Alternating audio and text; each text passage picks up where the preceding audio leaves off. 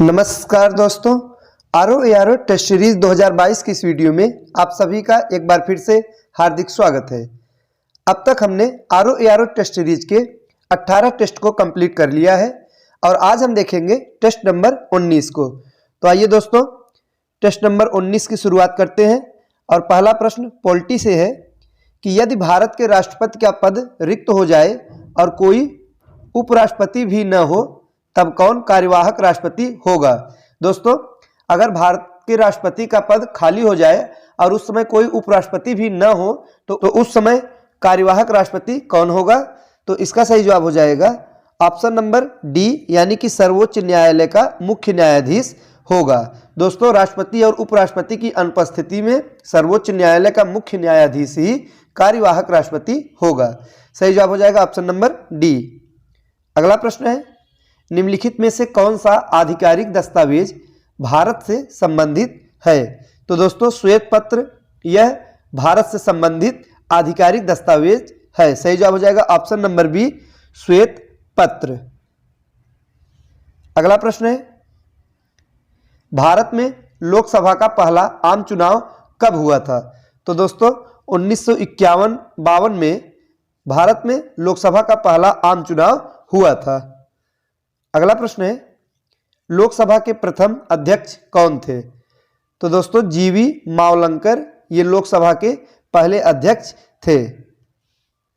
Next है, किस गुप्त वंश सम्राट की मुद्राओं पर गरुड़ के स्थान पर मयूर की आकृति अंकित की गई थी। इसका सही जवाब हो जाएगा Kumaragupta, option number B, Kumaragupta. दोस्तों, कुमारगुप्त की मुद्राओं में गरुड़ के स्थान पर मयूर की आकृति अंकित की गई थी और कुमारगुप्त प्रथम के ही शासनकाल में नालंदा विश्वविद्यालय की स्थापना की गई थी। यह परीक्षा में पूछा जाता है। तो दोस्तों, नालंदा विश्वविद्यालय की जो स्थापना की गई थी वो कुमारगुप्त के समय में ही किया गया था और कुमारगुप्त ने अश्वमेध यज्ञ भी किया था। अगला प्रश्न है, यूनेस्को की विश्व धरोहर स्थल की सूची में शामिल रानी की वाव का निर्माण किस रानी ने करवाया था।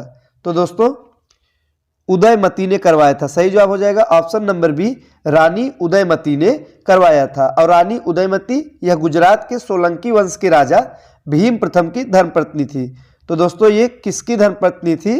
तो भीम प्रथम की ये पत्नी थी।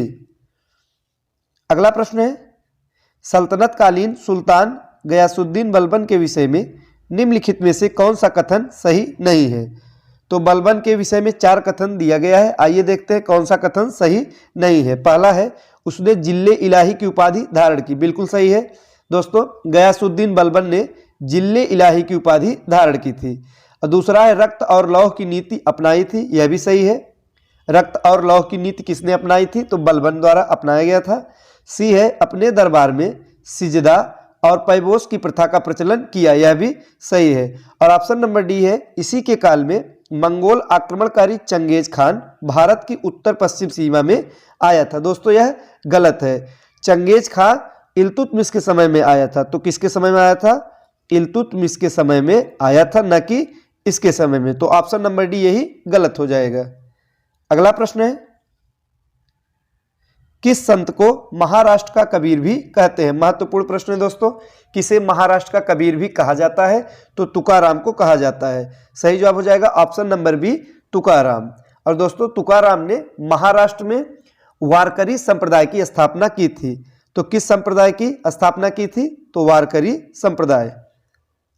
अगला प्रश्न है, निम्नलिखित में से किसे भारतीय कृषि विज्ञान के पिता के रूप में देखा जाता है। तो सही जवाब हो जाएगा option number B, Lord Mayo को। दोस्तों, सर्वप्रथम लॉर्ड मेयो ने ही 1872 में एक कृषि विभाग की स्थापना की थी। तो कब किया था। 1872 में कृषि विभाग की स्थापना की थी और इसलिए मेयो को कृषि विभाग के पिता के रूप में याद किया जाता है।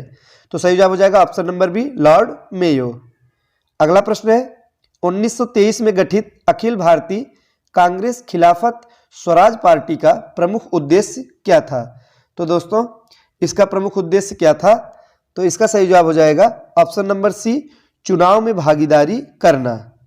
दोस्तों, स्वराजवादियों का जो प्रमुख उद्देश्य था वो 1923 में होने वाले चुनावों में भागीदारी करना था। तो ऑप्शन नंबर सी सही जवाब हो जाएगा। तो ये थे आज के महत्वपूर्ण प्रश्न। मिलते हैं अगले वीडियो में कुछ नए प्रश्नों के साथ। तब तक के लिए नमस्कार।